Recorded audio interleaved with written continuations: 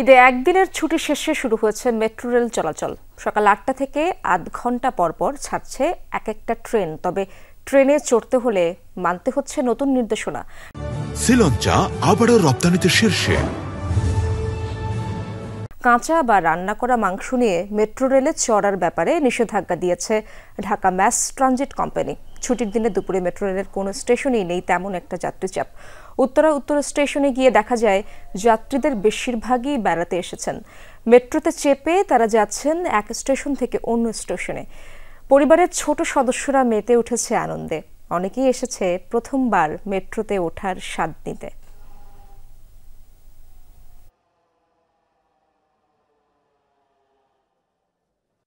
বাচ্চাদের নিয়ে একটু ঘোরার দেখার জন্য, ওদেরকে দেখানোর জন্য একটু মতিঝিলে যাবো আবার আসবো। কাজ অনেক, পড়াশোনা, এই জন্য বাইরে বের হওয়া হয় না সেরকম। এবার হচ্ছে ছুটি যেহেতু, তো এই জন্য বের হয়েছে। বাসে অনেক জ্যাম পড়ে আর গরমের কারণে, যার কারণে মেট্রোতে সুবিধা এসিতে যাবো, শর্টকাটে আমি 40 মিনিটে চলে যাবো।